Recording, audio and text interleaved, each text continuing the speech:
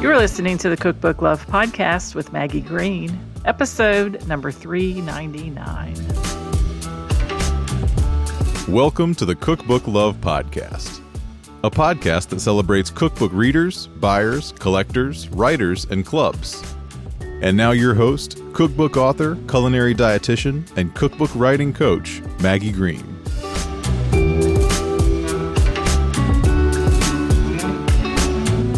Hi, everybody. Welcome back to another episode of the Cookbook Love Podcast. How are you all doing today?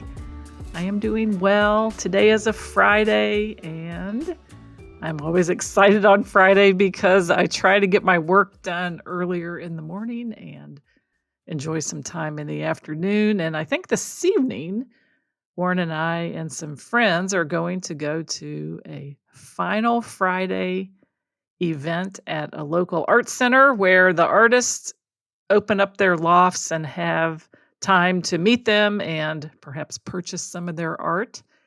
And looking forward to that. So it's always fun to have plans on a Friday night. Let's see. We're a week out from the Kentucky Derby. That's a big deal here in our state, as you know. If you're planning a Kentucky Derby party or if you're interested in foods about Kentucky, I would like to tell you to head to Amazon and look up my two Kentucky cookbooks. One is called Kentucky Fresh Cookbook, and the other is called Tasting Kentucky Favorite Recipes from the Bluegrass State. Beautiful books, amazing recipes, and both of them make great gifts if you're going to a derby party or if you're interested in learning more about the foods of the beautiful Bluegrass State for yourself. So that's a little bit of a plug for the work that I've done, two of my cookbooks, and I'd love to share them with you because I know they will make a difference in your life learning about Kentucky and the foods that we love to cook and eat. The second thing before I get started on today's interview with Katherine Anderson is I want to tell you that I have an upcoming masterclass. It is a free on-demand masterclass for food, nutrition, and culinary experts. This is called How to Stop Dreaming About Writing a Cookbook and Start with a Clear Plan. Tips and tricks to get your cookbook published faster and easier. In this class, you will discover how to turn what you know into a cookbook that positions you as a standout authority in your field. You'll discover 4 decisions that take your cookbook from stuck to written and published. We're going to talk about a publishing framework designed to get your book into the world and help you get paid, as well as a path to get out of the cycle of collecting ideas and into building a cookbook that comes together faster and easier. So if you are interested in writing a cookbook of your own and learning about cookbook publishing, this masterclass is for you. You can head on over to www.cookbookwritersacademy.com/stopdreaming and sign up for the masterclass. And we will email you when class begins, which is on Tuesday, May the 5th.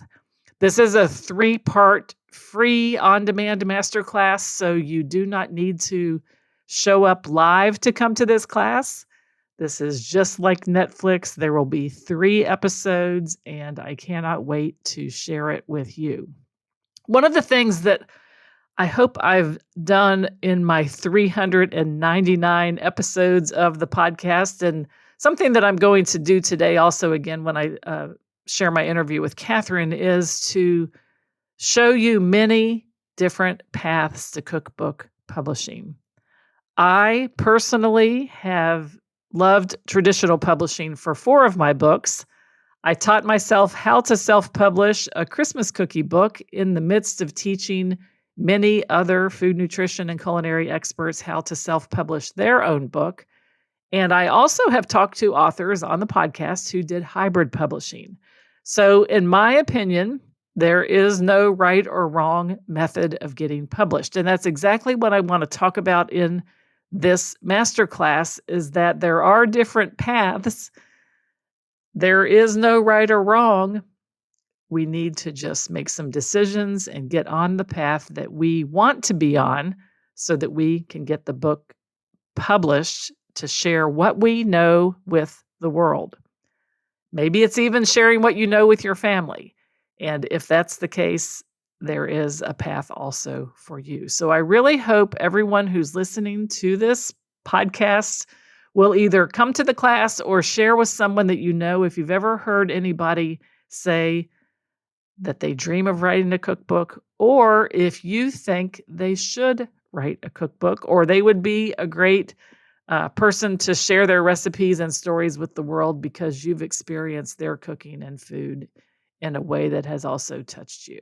So tell them about the class, tell them about the podcast, share what we have going on here, and that would be great for them to become involved in this community and write the cookbook that they are meant to write. Okay, so episode 399, I am just in awe of, first of all, myself, my producer, Scott, my VA, Eloisa. The three of us have been working on this podcast together for almost 8 years this fall.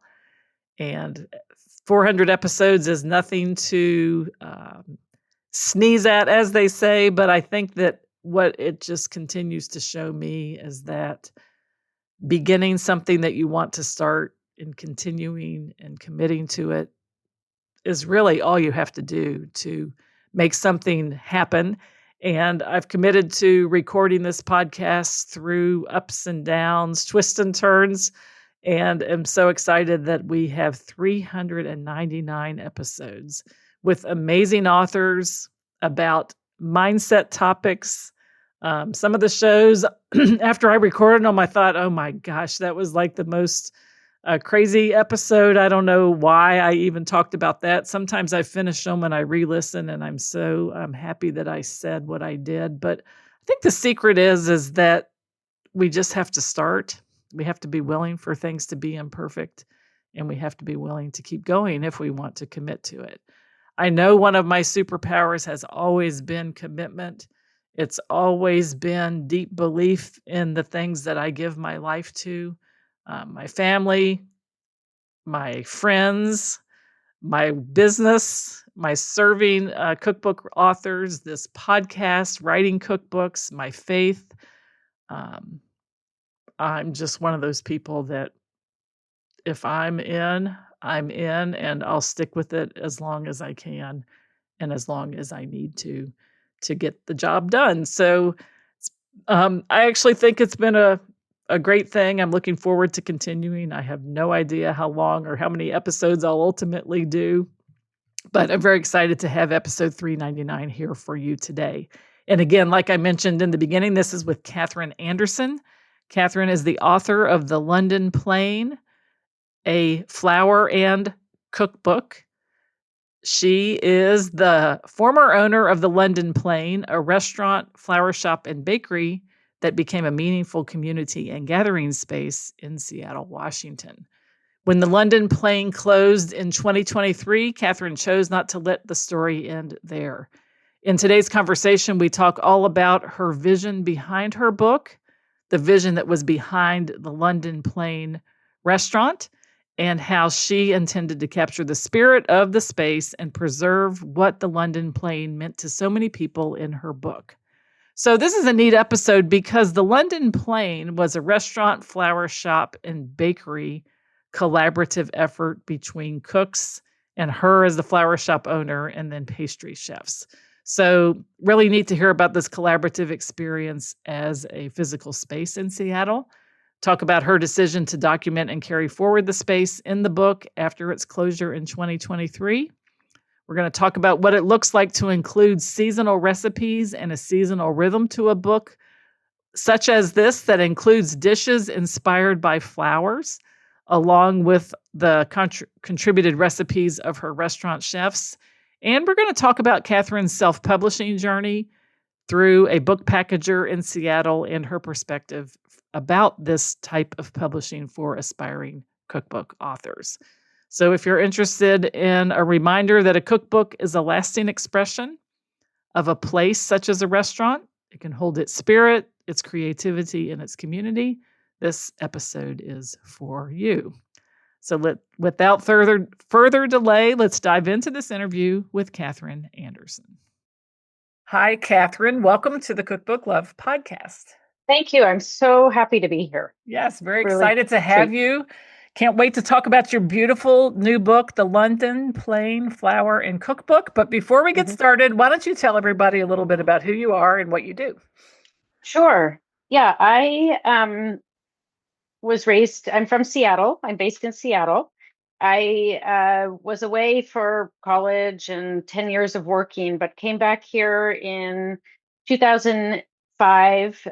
Shortly after that, I started a flower farm. So I had 2 acres growing anything I could grow in the Seattle, Washington State dirt. Then I opened a flower shop. Then I partnered with a chef and opened a flower shop and a restaurant, all blended into one big space, had a bakery in it too. We ran that for 10 years, lots of highs and lots of lows. That place was called the London Plain. And then after it closed, I knew there was a book in it. And I knew I wanted to share, the London Plain with the people who had loved it so much. People were really sad when we closed. It was very bittersweet. So hence the book was born. And I spent about a year working on that. Yeah. So let's talk about the London Plain first. Sure. A flower shop and a restaurant together. I have to say that is a unique combination. Yeah. And it made it hard for raising money, let me tell you, because nobody quite got the concept. But it came about because I had a tiny flower shop, less than 300 square feet, in an indoor market. And it was called Marigold and Mint. That's the name of my farm as well. And across the hall from me in the market was a guy who became a James Beard Award-winning chef, Matt Dillon, and he had a restaurant. And we sort of watched each other across the hall, day in and day out, and decided we should do something together.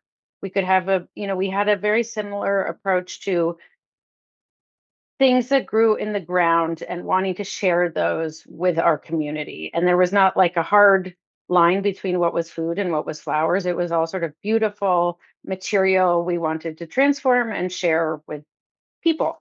And so after a couple of years of both being in that market space, we went down to Pioneer Square, which is the historic neighborhood in downtown Seattle. So picture big urban street trees, in particular London Plain trees, cobblestone streets near the stadiums. And we found a magnificent space to open what would become the London Plain. Yeah. So, and you had a restaurant and a bakery and the flower shop in the same space. Yeah. Right. So when you walk in, you could see the open kitchen at the back of the space. You could see the florist working behind the counter. You could see all the flowers on display for selecting your own bouquet. There was the dining room. And then just through another door were the pastry chefs and the bread baker producing all of that wonderful food. So it was an all-day cafe. Sometimes we had dinner, but for the most part, it was, 8 a.m. to 6 p.m., 7 days a week. Yeah. And the flower shop was open during that whole time also. Yeah. And it was all one commingled business. So the books were all together. Yeah. Right. And so it was like, they were like departments, the flower department, the restaurant department, the bakery department, and people, we were an anchor in the neighborhood. And, there were some people who came every day pre-COVID before going into the office to get their coffee and croissant, or people who would come for a special lunch with, their best friend, or people would come down to sit down with one of the florists and plan their wedding flowers, or order an arrangement for delivery for their mother-in-law. So all kinds of things happened in the space. Nice. And it was open for a decade. And I think you answered my question about London Plain it's a variety of a tree. It's a cross between a sycamore and a maple. And if you've ever been to Paris or London, it is the predominant street tree that you see. It's a very tough urban tree that is was planted a lot in the like along the Seine River. It's all London plane trees, and it has like good dappled shade and sort of seasonal interest. So it's tough and works well. And there's an alley of London plane trees in front of the space that was the restaurant. Are And I was, yeah, they deciduous tree or a it's deciduous. So yeah. they have they look like maple leaves. So great big, bright green leaves. They don't turn a really pretty color. That's sort of a muted yellow in the fall. But a really interesting sort of mottled bark. And I should say I was after college, I worked in journalism, but then I went back and got a master's degree in landscape architecture and worked as a landscape architect before I started the farm. And so I have a real affinity for trees. Yes. And I can envision what that would look like then on a street that's lined with these big trees. Yeah. In an urban area. And I love trees in an urban area. It adds an amazing feature to a busy street. Yeah. And we were able to have a patio that spilled outside the restaurant onto the cobblestones there. And you were underneath the canopy of the trees when you were on the patio. Yeah. So you had 3 departments then, your bakery department, floral department, and then your cafe. What was it like on days like Valentine's Day, Mother's Day, days when flowers or so or everything so popular? And I guess even for that matter, restaurants and bakeries too. Both. I mean, and so we would, the flower orders you need to promote for Valentine's and Mother's Day, but they do just kind of come at you. And it's hard, there's a trend these days for people. I hear it in marketing, sort of anti-flowers for Mother's Day or Valentine's Day, like flowers wilt, whatever doesn't, but it is the bread and butter for florists. So I just have to say, please buy flowers on those holidays because it really makes or breaks those businesses. But so it would just be a bustling with activity between the flower shop making arrangements for delivery, or helping customers come in and place their orders, or just pick something up off the floor. But then the bakery department would be doing something really special too. We'd offer like 3 or 4 special Valentine desserts. We might have a special Valentine dinner that was ticketed that people would come to. And there was a lot of collaboration and planning across the departments for those types of events. A lot of the people who work in these restaurants are young. And so they're still learning a lot about management and how to work as a team, but so much creative talent in that space. And what was really magical to me was the way in which the chefs were interested in what the florists were doing, and the florists were interested in what the chefs were doing. I would bring in, for example, unripe blackberries that I'd harvested from my farm, right? That are on the stem, because they work really well in arrangements.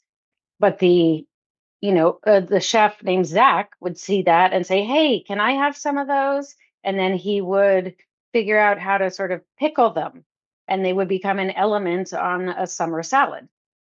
So that sort of slippage and creative energy was a lot of what the place was about. Nice. And it was open for a decade, 10 years. A decade, yeah. Yes. And as I was saying before, it was really bittersweet when we closed, and I kept having to say to people, nothing lasts forever.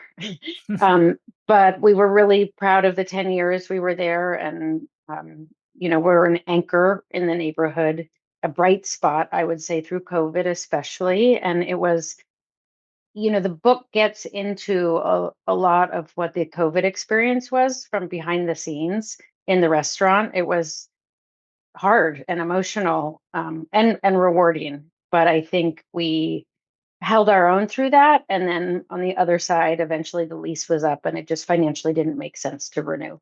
Yeah. You're not the first restaurant owner I've spoken to on the podcast who have gone on to write a book that has been published post-COVID that experienced a really big change in their restaurant business and their restaurant, obviously, around times of Yeah, COVID, and how much of a community center these restaurants become, and right. how the desire to write the book and share it with the customers is kind of an offshoot of that. At least it was for the other guests that I had, and I'm Mm, suspecting it was for yours too, but even more so for you as well. The topic that you wrote about, the flour part of it and the bakery, which there's a lot of baking recipes, and then yeah, all the beautiful seasonal savory recipes, it really right. lended itself to a highly photographic cookbook as well.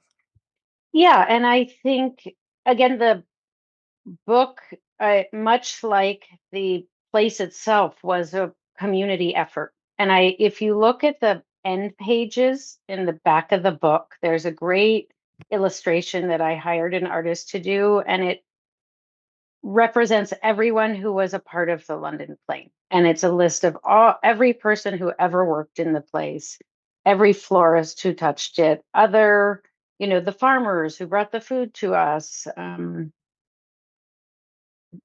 Yeah, they have We makers don't, and vendors, front of the house, kitchen, everybody's, yeah, listed in a nice list. It's a beautiful illustration. yeah. And that meant that is what the place felt like to us. And I think there's an element of the book feeling like that too, because well, I'm sure we'll get to it, but a lot, I had multiple chefs from the restaurant contribute recipes to the book. Yeah. So the book is called The London Plain Flour and Cookbook. So Correct. tell us a little bit about your idea for this book, how Hmm. it started in your mind, and how it started to take shape as you Sure, started to think more about it. sure. So the book, I always knew there was the potential for a book coming out of the place. And it just was so, there was a story to tell, I thought, and it was such a beautiful place that I knew, there were great photographs to go along with the book. And to back up for a minute, I worked in publishing and journalism before I got to landscape architecture, and I used to write. I was a freelance writer, so I had a comfort level with writing. So I wasn't Mhm. intimidated by the idea of, oh my God, a book. I don't know what to do with a paper and pen, right? Yeah. But after closing the restaurant, it took 3 months or so for that to settle. And then for me to start talking with a couple of my core team members about wanting to do a book. And one person suggested, why don't you do it? Or I had thought originally we would organize it. There'd be a bakery section, there'd be a savory kitchen section, there'd be a flour section. But she suggested, no, why don't you think about the calendar year? Which a lot of books, a lot of cookbooks are organized either around the season or around the month. And so on some level, that felt a little, oh, well, that's been done. But the more I thought about it, the more it made sense because we were so grounded in the seasons and the month in, month out rhythm of what was coming in from the local farms, both the flower farms and the produce farms. So on that level, it made sense. And it also set up a framework. And so each chapter, like January is a chapter, February is a chapter, March, it also allowed me to bring together the savory, the pastry, and the flowers in every chapter, which is what the experience of the place was like all of that mixed up together, as opposed to segmented in the way I had originally envisioned it. Mhm. And so, what I did was for each chapter, I knew I wanted a handful of recipes, 5 to 10 recipes that represented what we served in the restaurant at that time of year. And then, so there would be a core group of recipes. There would also be an essay about flowers. I didn't want it to be just a purely how to make an arrangement book. I didn't want recipes of flowers. I wanted it to be sort of more essays about what I was growing that time of year, what I like to harvest to bring into the shop. Um, that just made more sense to me for some reason. I think it allowed me to talk about more than just like, here's what you would do in May for an arrangement. On top of all that, I also wrote an essay in each chapter really about life in the restaurant in January, life in the restaurant in May. Sometimes it was a little bit generalized, like in January, we usually feel this way in Seattle. It's cold and dark and wet. And what we really love to eat is a chicory Caesar salad.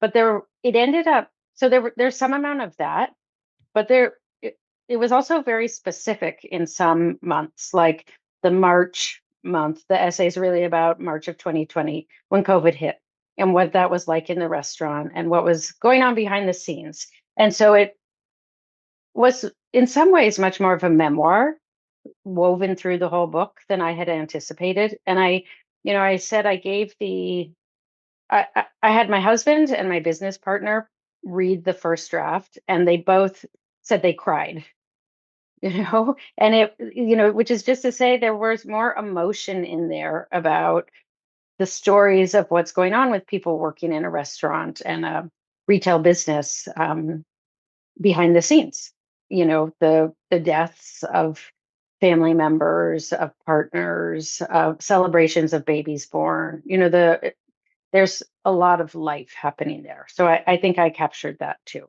Yeah. Yeah. And then you said 5 to 10 recipes in each chapter. And of course, then there's 12 chapters. Yeah. And this flow follows throughout all of the sections, but the style and the types of flowers and everything change. I mean, I could tell by looking through it, like when you get to summer, you're seeing summertime flowers and summertime style recipes. And then of course into the fall and into the winter, this November and December, which is great. So it's kind of neat actually to see the progression, used to it from a cookbook perspective, but to have the flowers woven into it. And then, of course, what's available for them to use in the food from the flower side was neat to see also. I think that's what I ended up feeling sort of good about the January through December arrangement, because I hadn't come across a lot of books that did that were both food and flowers. Yeah. Right. Where like one cookbook that I really love is the Canal House book. Mm-hmm. Yep. That is, it's every month. And it's like, well, if that's out there, why would I do that? That's like so awesome. And I think the thing that people don't, the content of the book and the features of the book are duplicated in other places, but what you bring to it is your unique features and the story of your place and what you tell about those different generic things that other people can use in cookbooks. Right. There are very, very personal stories in there. Yeah. I mean, yes, here's another recipe for a rhubarb galette. This is the way that we did it. Yeah. But then, there are stories around it. And as you mentioned, like the photography is a huge part of it. That's right. And we were lucky. I mean, it's very easy to have an Instagram account if you have a floral or a food business. You have more content that you know what to do with. Yeah. And that means also that a lot of photographs were taken through the years of the life of the restaurant and flower shop, not just by us, but by really good professional photographers. So when I went to, I am not a good photo editor. I have so much trouble deciding what to keep and what to throw out. And so I ended up calling a woman named Dorothy Brand, who is a professional photographer, who is a friend of the business, had taken a lot of photos. And I said, Dorothy, help. I don't know.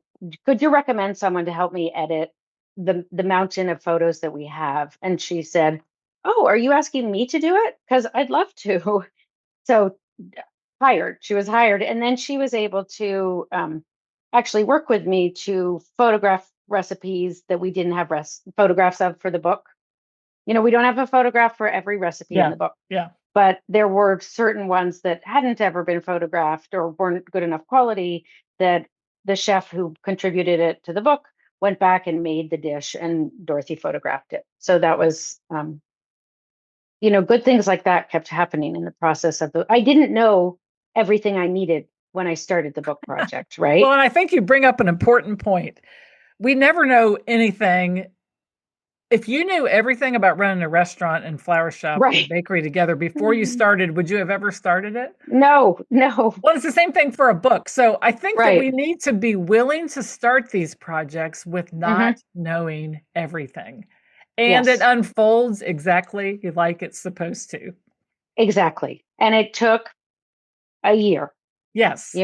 From start to finish. Yes. And so there's not really, it's a long game project. It's not really rushing it, but you get a beautiful result, and it's I always think it's worth the time and investment. And I always mean that more than just on a monetary perspective. But now you have this documented, like you said, you did this as a love letter for the people who loved Right.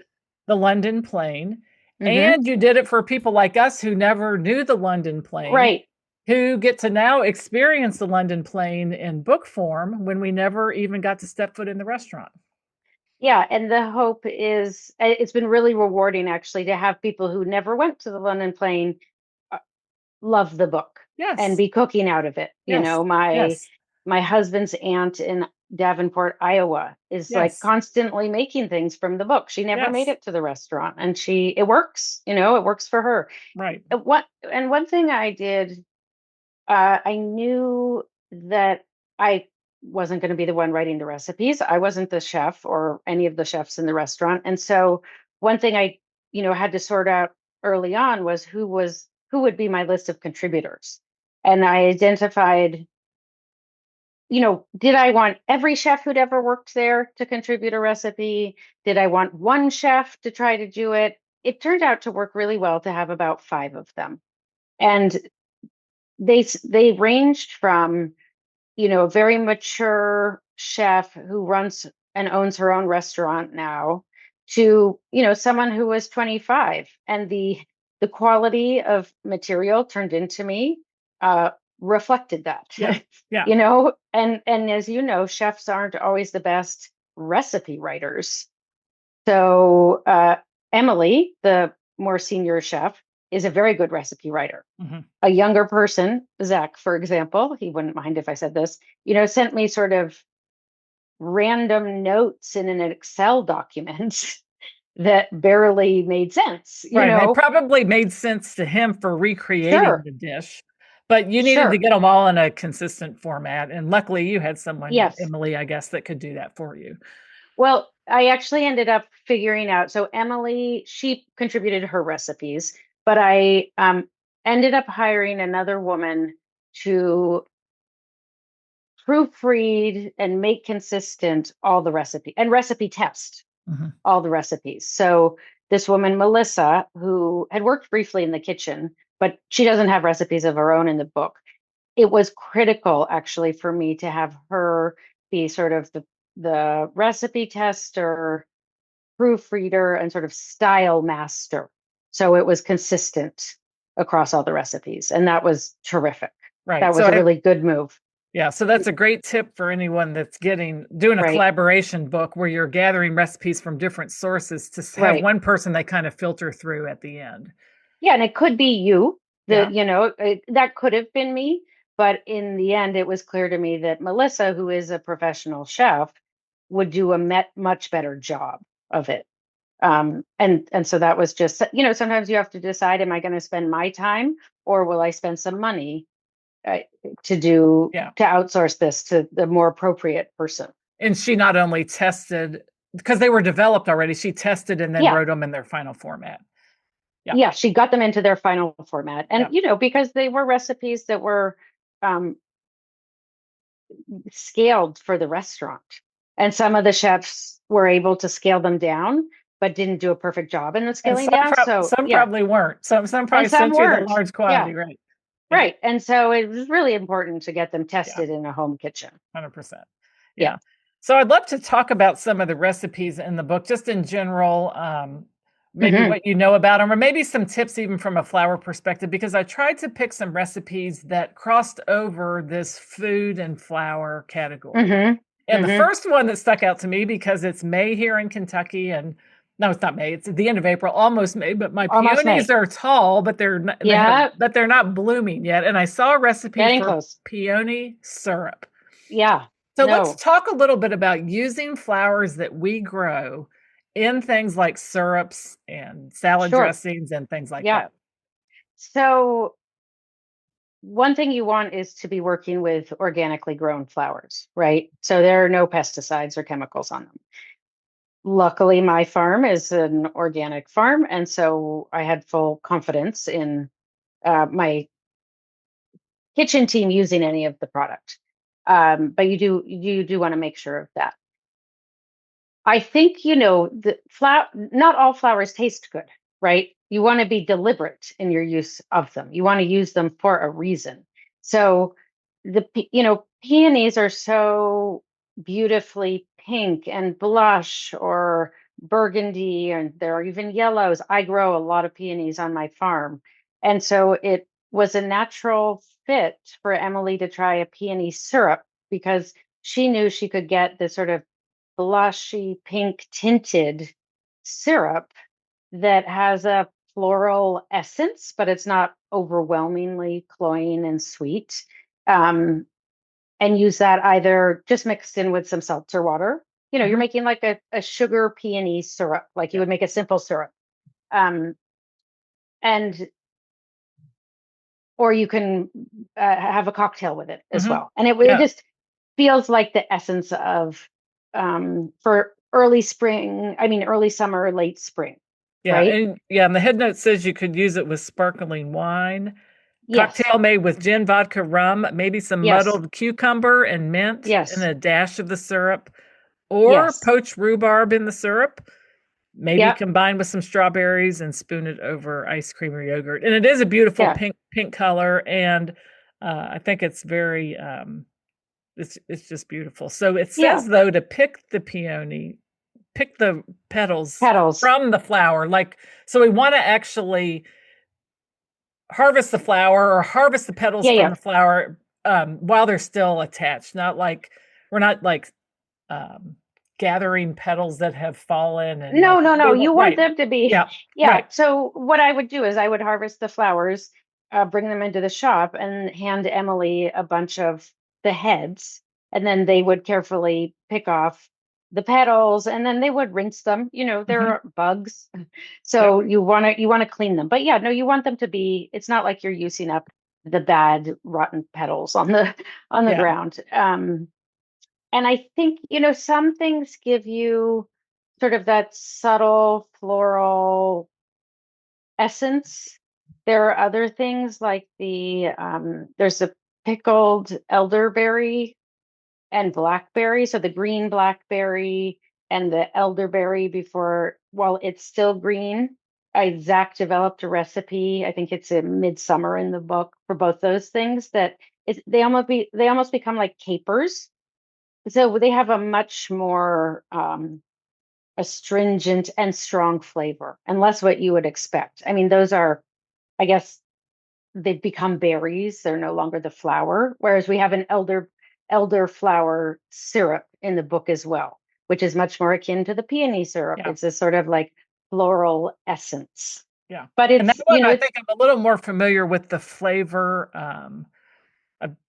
Traveled to Austria. I know they use elderflower decor a lot. Maybe, and May wine like punch. Those teeny little white flowers, but they are very, very. They're fragrant and a very unique flavor to the syrup. Yeah. And one thing, we're very inspired by sort of flavors from all around the Mediterranean in the restaurant. So a lot of Moroccan spices and flavors, and there's a lot of like rose water, orange water, pomegranate molasses, sort of those sweet flavors, sweet and floral, that worked their way into the restaurant. Yeah, and the next recipe actually used rose petals in a granola. Yes, and I would I believe they dehydrate the rose petals and mixed it in with the granola. And to be honest, I don't know that it adds a ton of flavor, like a little floral sweetness, but it makes for a really pretty granola. Yeah, because also the nut is pistachios, and then there's white coconut. So I can see a lot of color just visually in the granola. Yeah. Now, if someone didn't have rose petals, I guess you buy dried rose petals that are for culinary use? You might be able to. I mean, what I would do is try to find organically grown fresh roses, and then just dry the petals. I mean, I'm trying to think. Like because another thing they did, the pastry department would do with the rose petals is sugar them, and so it becomes sort of like this candied sugar piece of rose petal that would be on a like the Persian love cake or on top of some kind of pastry. I know you can sometimes buy those packaged, but I can't think of like sometimes you find edible flowers in the produce department of a restaurant. It's rarely roses, though. It's usually mixed Yeah. or marigolds or nasturtium. Yeah. Yeah. Yeah. And so I think you just, you don't use flowers just for the sake of using flowers. It's intentional, either because it's visually interesting and has a certain flavor, or because it has a very specific flavor. I mean, but what they do though is evoke the season.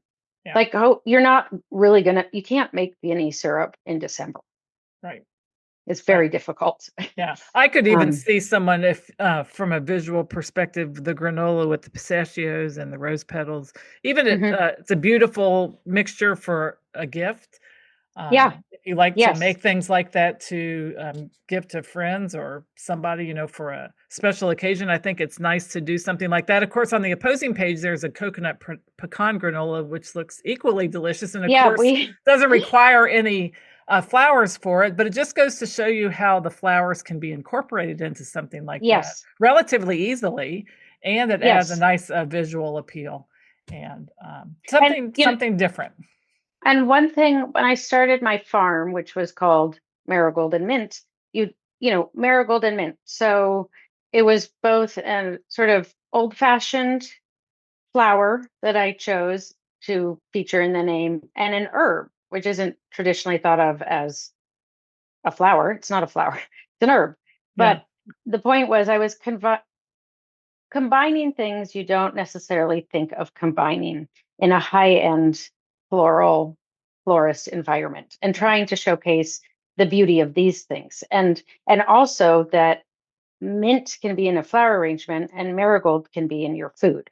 Right. And I grow so many varieties of marigold, and there's the little French marigolds that you often see scattered on a salad, but there are also the tiny tangerine and lemon gem ones that they're even more they have even more bite to them and a different kind of scent. And just, to me, they say fall. The marigolds bloom in the fall. We harvest them in the fall. The colors are so spectacular, those sort of oranges and russet reds and the yellows. And but that communicates something very different than peony syrup. 100%. And when you started your marigold, did you start things from seed then and grow the seedlings in a I did both. And then, so I started seeds in seed trays or soil blocks in an unheated greenhouse. And then I would move them out into the field, about now, a little later into May. I also have planted a lot of bulbs and a lot of peonies and things that come back. Right. And then there was some amount of plants I would buy as starts because, for example, there's a great grower out of Colorado called Mountain Valley Grower, and he grows terrific scented geranium. That's another plant that, is it a food? Is it a flower? Because that also makes a terrific syrup, like the rose scented geranium. So Emily would use that to make a syrup. Yes. But it's also a terrific green to pair with peonies in an arrangement. Nice. So I love that dual purpose. Yeah. One of the recipes actually uses a marigold and mint vinaigrette. It's called a Big Fall salad. And you said it highlights the colors of autumn. You toast the nuts, and then it has, for the salad, fennel, radicchio, kale, Parmigiano Reggiano, mint, and parsley. But let's talk a little bit about using these mint and marigold together. Now we've heard it in your farm name. We've talked about it as an arrangement. And now this is an example where they're used together in a vinaigrette. And that wasn't my idea. It was one of the chefs, which was fantastic. I guess it's kind of obvious once you hear the name, but it wouldn't work if the pairing didn't work ultimately on the plate. So, and it says that Zach was the one that developed this. Yeah. And Zach is the one who gave me the Excel document recipes.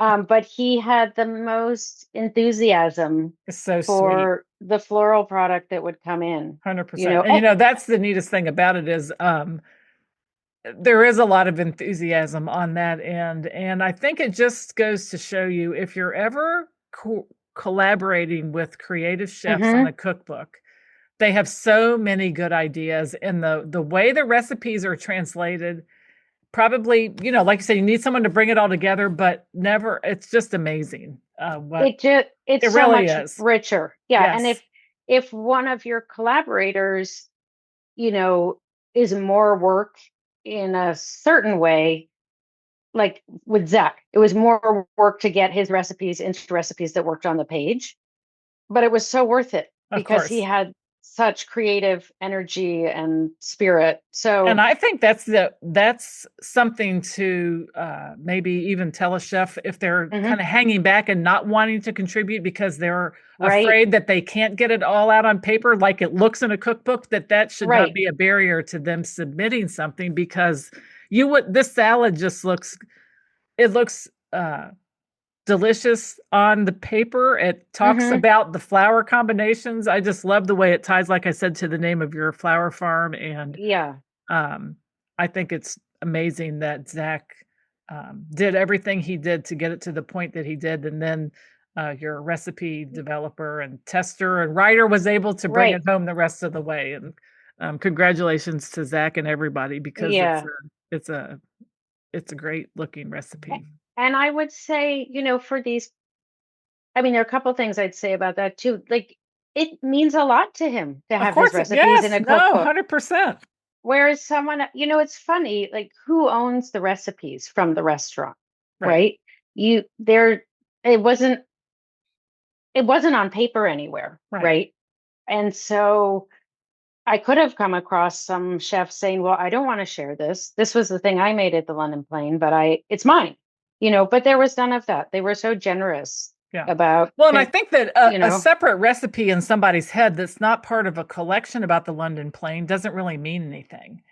right, The right, right. recipes, they take on a whole new life of their own when they're combined in a book like this and put up against a story about a place that people remember or people are Right, introduced to right. through the book. Yeah. It reminds me of when I started growing flowers and I knew I wanted to open a flower shop and eventually, and there was a florist I sold flowers to, and she had been offered a space that ultimately became the space that I had. And she said, "Oh, I'm not going to take it, but you should." And her attitude was, "There's room for all of us Yeah, to do this, right?" yeah, And the book is better for having all these voices in it. yeah. There were sort of two. I don't know how much you want to get into this, but we talked about okay, here I got the idea for the book. I talked with Emily about the organization, but then I had to do two or three three very separate things. One, I had to sit down and write all the essays. I had to project manage all of the chefs, right? And set deadlines for them and make sure ultimately we were getting the right mix and number of recipes for Yeah. every month. And then I had to figure out how the photography piece of it. Right. And let's pause there for just a minute, because the reason you had to figure that out is because what was your publishing path for this book? Yeah. So I knew when I had the idea for the book that there were two paths. I could self publish at whatever that might mean, or I could try to find an agent and get it sold to a publisher. I was, for two different reasons, I went the self publish route. One was I thought, well, there's potentially a pretty small audience for this book. I don't want to spend a lot of time begging someone to take it on, Yeah. to then find a publisher who told me it had to look a certain way, Yeah. that it had to be a certain format. It's funny, that's what Um, the other restaurant owner that I interviewed oh, said, really? because their restaurant and their food had a very certain style, and they wanted the book to Right. reflect that. Exactly. I wanted the book to be a beautiful book, Yeah. and that's expensive. And so I wanted total artistic control. Yeah. And I luckily discovered pretty early on, as I was thinking this through, that there's a business called Marquand Books in Seattle. that they are not technically a publisher, even but they like produce, they do everything except put up the money for the book. Right. Right. And so I reached out to Marquand Books, talked to it had newly been purchased. And so I was talking with the new owner, and they were able to give me, and let me just interrupt myself and say they primarily publish art books. They'd never published a cookbook, but I knew they had published beautiful, beautiful books for museums. If there's a big Matisse show at a museum, Marquand will produce the book that gets sold in the museum bookshop, right? Right. In that case, the museums are often commissioning those books, but it's not it's part of a marketing budget almost. It's not trying to square the financials at the end of the day just around the book. There's a bigger picture. Whereas I thought, as long as I can break even, I'm good with this. I wasn't in a position where I had to make a lot of money off the book. Right. I mean, that would be nice, but I wanted to not lose money. Wanted to pay for itself. I wanted it to pay for itself. Yeah. And I'm pretty close, you know, and, but so anyway, I worked with Marquand, talked to them about what this would look like. And they were able to come up with a proposal, this many pages, this many copies printed will cost you this. So part of it, then I had to sort of guess, well, can I sell 1,000 copies, 2,000 copies, 3,000 copies? Obviously, the more books you order, the lower the unit price becomes. And I knew I wanted, it just couldn't be $100 book, right? No, cookbooks are $28, maybe 45. Right. Mine is 65 retail, right? And it sort of straddles art book, coffee table book. Right.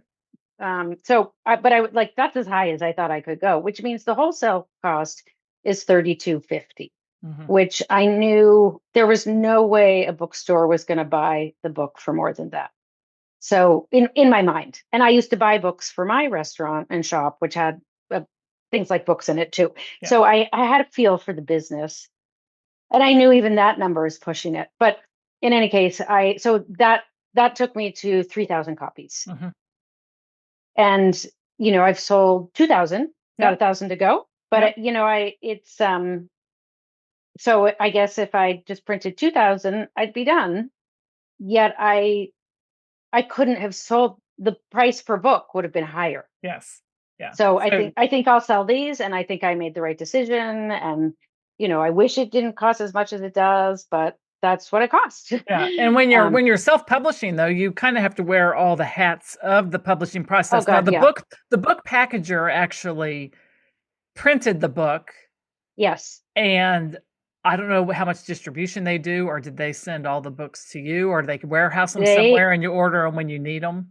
No, they all came on a pallet to my driveway. So 3,000 books in my driveway into my house. So it's not for everyone. Yeah. I luckily have a sort of a can-do attitude, like as in I can figure this out, and have worn a lot of hats just in running the business and having been a writer, freelance writer, and having built websites for my own shops, the first shop, the farm. So they did a fantastic job. They gave me deadlines. I turned in the copy. They provided a really good copywriter, copy editor, who I did 3 rounds with them. So that felt really thorough. They managed all the, I submitted all the art, but they do a really good job on the color. Did they do the layout, the actual page design and layout? Yes. Yes. So nice. They have an in-house book designer. So, I worked with him about, well, this is how I think I want it to look. And then he came up with a plan and proposed that to me. And they help you pick the paper, the cover, all that material. So it was a really wonderful experience with them. Good. But they do not distribute the book. Right. So I have been so I create a website and I sell the book. People can buy the book directly from the website, the londonplainbook.com.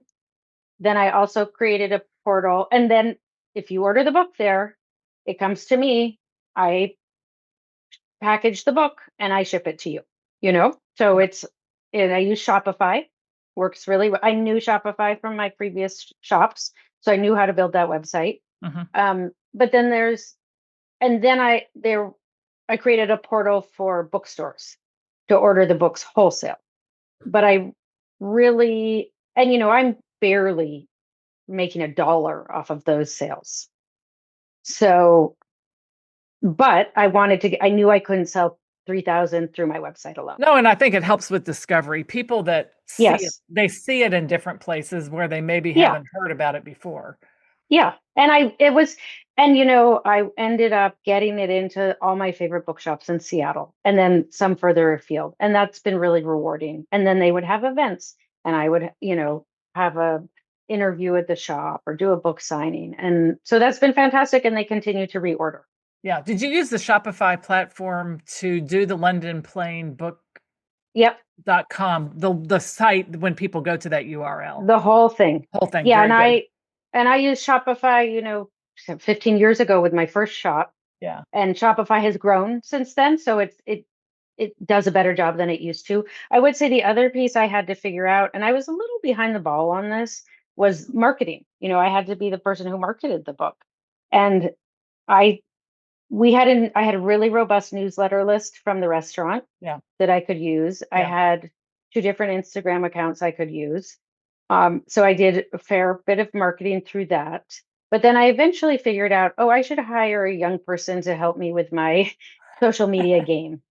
But that was sort of, some number of months after the book launched. I wish I'd gotten her on board earlier. And she was really helpful. And she got me to do videos and she came out to the farm and, things that got a lot of traction. Yeah. I also hired 2 different publicists at different times. That's trickier. I mean, it costs a lot to hire a publicist. I ended up with one that and she's fantastic. Yeah. Right. Yeah. But that's how I heard about you. Yeah. Yeah. You just need to be careful how you spend your dollars. Yeah. And I should have hired her when I had the idea for the book. Right. You just really need to back up on the marketing. You don't want to start it when the book arrives in your driveway. Yeah. Yeah. No, it's like a little bit more forethought, but it's kind of funny when you self-publish and you're thinking, first of all, maybe you're looking at the second round of copy edits, or you're, being the project manager for the back and forth of the recipes. Some people think, well, how can I think about the marketing on top of all that? But it does pay off to start thinking about it and start putting some thought into what's going to happen once this book arrives. And it really is a multiple hat wearing thing. And I think then when people talk about traditional publishing, then if you have a commercially viable topic that you don't feel like you want control over the way it looks necessarily like you did, you wanted this book to look like your restaurant and your flower shop. But if you don't have that exacting type of vision for it, but you have a vision, traditional publishers, this is the type of stuff they help you do. Absolutely. Marketing and publicity, though, is still not all up to the publisher. I think that's kind of a misnomer. It's definitely a shared experience these days. So any author, it's good to start thinking about that. I think it's gotten, I have friends who are cookbook writers who it has been so much more pushed onto the writer than it used to be, especially around cookbooks, I think, where you really need to promote yourself via social media. So you have to get comfortable with that or hire a young person who's sort of crackerjack and can boss you around a bit and say I need captions, I need this. And it's, that worked really well for me. What was the value of having the email list? Huge, because, I think that was 10,000 people who loved the London Plain. Maybe they didn't all love it, but who at one point expressed interest in hearing about it. And so that one thing I did do is do pre-orders on the book. And so using the newsletter, that's how that happened. Yeah. And newsletters are helpful because email is helpful because people can click on the link and buy the book. Whereas Instagram, it's still a little bit harder to buy unless you've got a really robust businessy Instagram site. Correct.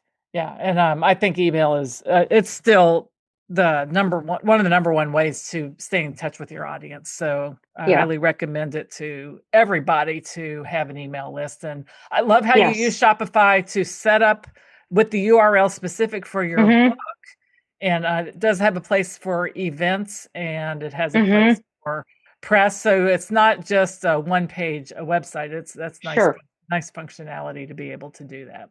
And events were a key part of marketing the book. I mean, I knew that at least. And Yeah. so to line up, and because I'd been in the local business community, I had relationships with bookstores, and people had beautiful clothing and houseware shops. And so they were so happy to host me. Oh, yeah. And that was a good way to piggyback on their newsletter lists too, Yeah. to get the word out. So it's exhausting too. I mean, I think one thing, if you're a cookbook author, I did learn, some events are better than others. So once you get a couple under your belt, you start to get a little more strategic about which ones you want to do. I mean, there were some where I sold one book, and there were some where I sold 50 books, and you don't always know that going in, but you do start to figure it out a little bit. Yeah. What's going to make the better event. Right. Right. And it's always kind of hard if you go to an event and you don't sell 50 books, you sell a few. It could still have been a really great experience, like to go and maybe connecting with people you hadn't seen in a while, Yeah. or talking to people about the book, Right. making a connection where there's maybe Yes. another event that pops up. So it's Yes. so hard sometimes to decide what you're going to do and what the payoff is going to be. But I think for that first initial push, I say just be open to Say yes. almost anything. Yeah. Yeah. I think you're right. I think that's good advice. And it's also, I mean, this was true actually, though, with wedding clients. I said yes to everyone when we were doing wedding flowers in the beginning. And then, some things go wrong. And so you begin to understand, I'm going to work well with this person. So Yeah. if it's a shop that you love, it's going to go well, because Yeah. you'll just be happy to spend the evening in that That's shop. right. That's right. Right. But That's you're right. right. There could be some random thing that you think is sort of, well, this won't be anything, when in fact you meet someone who's a 100%. terrific connection for the book. Right. Right. 100%. And so someone that uh, comes and buys, more than one copy, or they become a repeat Yeah. customer and they've returned Yeah. to your website. You just never really know the effect of all of that. Right. Or they buy a book and they cook out of it and they post pictures of it, and that spreads. Yeah. So So talk to people in my audience now about the experience of having mhm. this whole experience that you've had in a book, and what that's like for you, and what Sure. the journey there to get there, but what it's like now to have this all together in one Right. place. I mean, it's so meaningful for me to have the object of the book, because it gives me back a piece of the place that meant so much to me. So on a selfish level, there's that. The experience of doing the book, it put me back in touch with a lot of my employees that I loved. Yeah. So I reconnected. I didn't anticipate that, but I reconnected with the community that I loved. And it's sort of lonely after you close your restaurant doors and go home. Yeah. So that was wonderful to be in sort of community with those guys again. There's a part of me that says, "Oh, I don't know what the next book is, but I want to do another book." Like, it was a nice mix of experiences, because writing is a somewhat solitary experience, but that came fairly easily. I just made a schedule. Every week I have to do 2 essays or whatever, and you just sort of march through the schedule. And then there was that, and then there's the communication with the Mark One books and all the writers, and that felt good. And it's a great journey. I mean, I'm sure people liken it to like giving birth or something, but it's there's the process, which is rewarding and frustrating and expensive if you're self-publishing, but then you have this amazing thing on the other side if you were able to participate in the decisions about what it became. Yeah. So, And it's new life in a way for London Plain.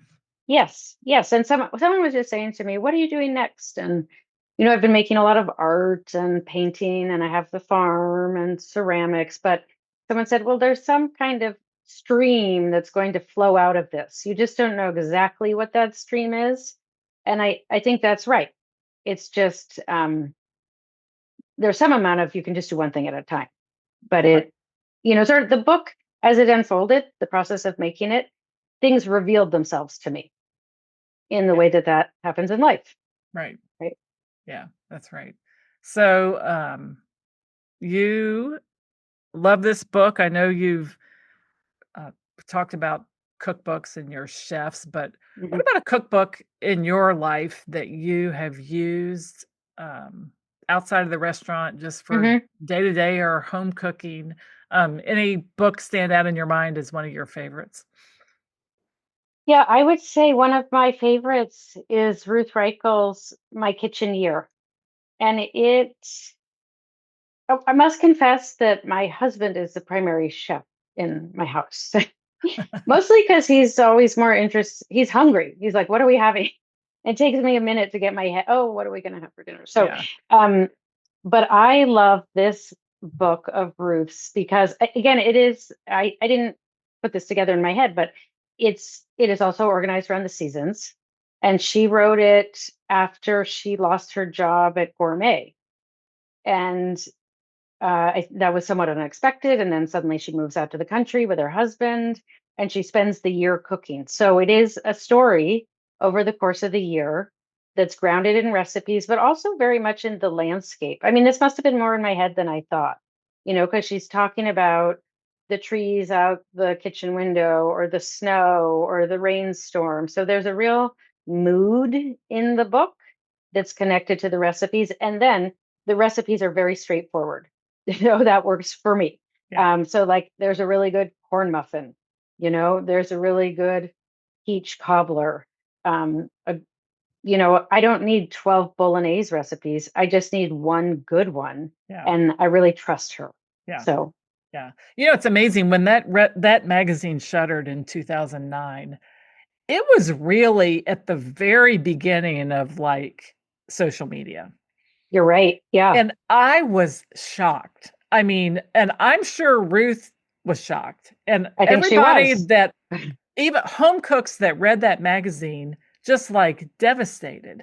And it's Right. interesting to me that so the 2009, now we're in Yeah. 2026. I Right. have to wonder if it wouldn't have survived, but I guess it was a business decision. Bon Appetit Right. still is going. Food and Yep. Wine still is going. I get some Right. other Epicurean magazines. Hmm. I live in the South. Southern Living still going. Um, Midwest Living still going. I think it's Yep. fascinating that Gourmet was the Yeah. one that went. It is interesting. But And it they was put it was right. more the long form food magazine too. Right. Like Saveur or Yes, something. yes. But Yeah. Saveur stopped and then it's made a resurgence. But Yeah. I It's don't know. interesting. I was shocked about that magazine. Well, when you read the cookbook, which you probably, I mean, I think she was stunned. Yes. It just was I think she very thought it was sudden. gonna be a little more gradual, like Yeah. Yeah. Yeah. But and it's interesting because the book, it has no photographs. It has some photographs. I guess it does have photographs, but I think of it as not having photographs. It does, but it feels, but it probably when you think about the type of book that it is, the photographs aren't the story, right? no, they're smaller. They don't take up a full page. I Yeah, mean, I think yeah. Whereas in it would, yours, yeah, the photographs, because it's a place and we got flowers and right. it's They're more huge. part of the Yeah. whole thing, right? Yeah, but I also think mine is more reflects what's happened in cookbooks since Ruth's book was published, right? So many more cookbooks are there's so much food styling going on in them, Yeah, right? yeah. It's Very heavy interesting, in the the kind imagery. of a little bit of, some books, more combination, the illustration you have in the back of your book. Yeah.